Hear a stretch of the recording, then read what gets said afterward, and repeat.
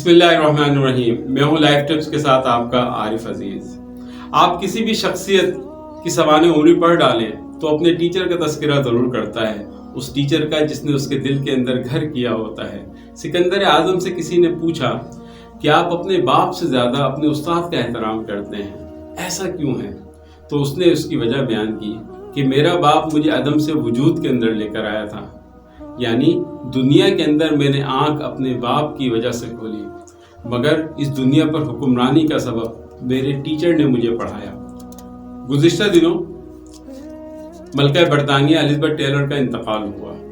ان کا ایک انٹرویو میری نظر سے گزرا کہ ان سے کسی نے سوال کیا، آپ ملکہ برطانیہ ہیں، لوگ آپ سے ملنے کے لیے آتے ہوں گے، یہ بتائیے کہ ایسا بھی کوئی ہے کہ جس سے ملنے آپ خود جاتی ہیں اس کے پاس؟ انہوں نے فرمایا ہاں، میں ملنے جاتی ہوں اپنے اساتذہ سے جنہوں نے مجھے پڑھایا ہے.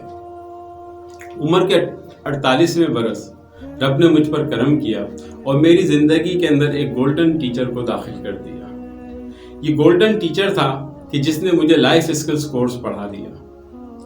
یہ 25 لیکچرز تھے، 2 گھنٹے کی نشستیں تھیں، اور یہ لیکچر انہوں نے مجھے 1 to 1 یہ کورس مجھے پڑھایا.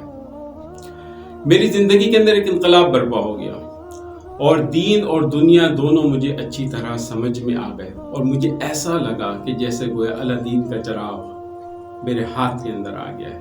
ہر مسئلے کا حل مجھے وائی، واٹ اینڈ سولوشن 2 اور 2 4 کی طرح مل گئے، اور ہر الجھن کا سرا مجھے مل گیا. مجھے اپنا آپ بھی سمجھ میں آ گیا اور معاشرہ بھی. اس کورس کے لیکچرز بڑے زبردست ہیں. ذرا اس کے موضوعات دیکھیں، اس کے ٹاپک دیکھیں: زندگی کے مسائل اور ان کا حل، زندگی کی ترجیحات، علم کے تقاضے، مائنڈ سائنسز، شعور کے لیول کتنے ہوتے ہیں، انسان اپنے انرجی لیول کو کس طرح بڑھا سکتا ہے، انسان اپنے دماغ سے کیا کام کرے کہ جس سے وہ بڑا کام اس سے لے سکتا ہے، محبت، عشق اور شادی. لوگ حقیقی کامیابی کی طرف کیوں نہیں جاتے؟ اس کی کیا وجوہات ہیں؟ ہم اس عارضی دنیا کے اندر کیوں غرق ہو جاتے ہیں؟ اور اس طرح کے بے شمار موضوعات. لوگ نشہ کیوں کرتے ہیں؟ یہ بہت سارے موضوعات تھے جو استاد نے مجھے پڑھائے، ان کی وجوہات اور ان کا حل.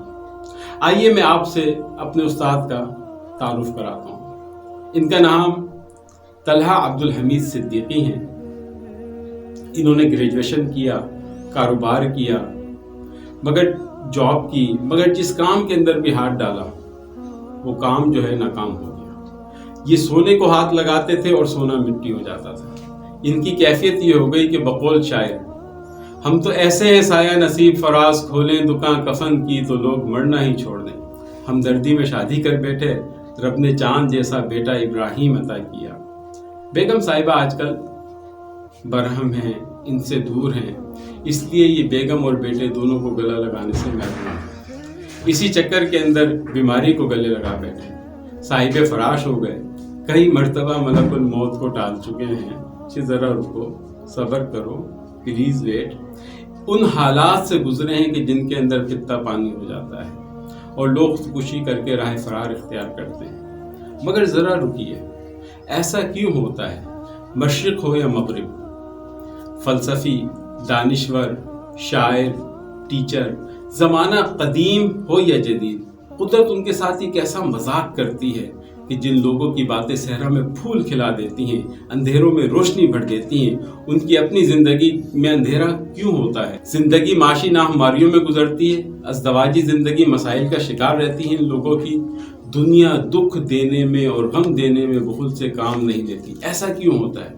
یہ معمہ مجھے اپنے گولڈن ٹیچر کی زندگی کا جائزہ لینے سے حل ہو گیا کہ جب تک آپ زندگی کے دکھ، غم اور تکالیف سے نہیں گزریں گے، اس کو قریب سے نہیں دیکھیں گے، تو دوسروں کو اس کا حل کیسے تجویز کریں گے؟ سب سے بڑی یونیورسٹی وہ آپ کی اپنی ذات ہوتی ہے، آپ کا وقت ہوتا ہے، حالات ہوتے ہیں کہ وہ سبق پڑھاتے ہیں آپ کو کہ جن کو انسان کبھی بھولتا نہیں ہے، اور پھر تجربے کی سند عطا ہوتی ہے.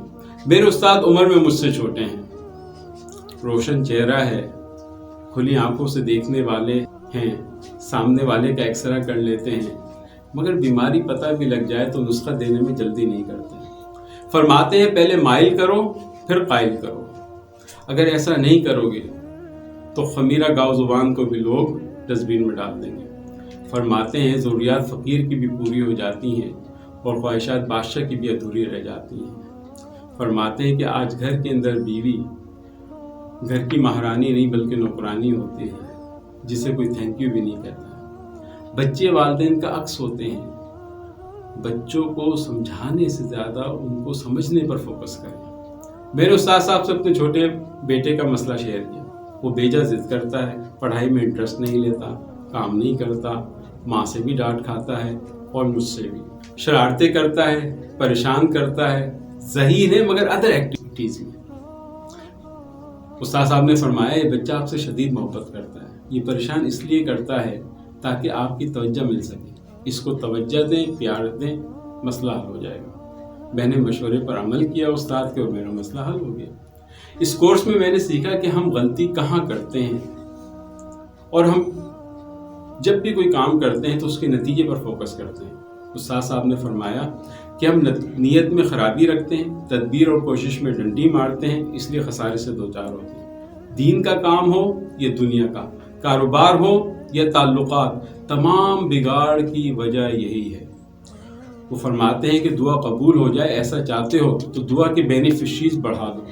مثلاً عبدالستار ایدھی کو دیکھ لو، غریب تھے، ٹافیاں بیچتے تھے، مگر خواب دیکھتے تھے کہ میں غریبوں کو ایمبولینس کے ذریعے اسپتال کے اندر لے کے جا رہا ہوں۔ یہ بھی تو ہو سکتا تھا۔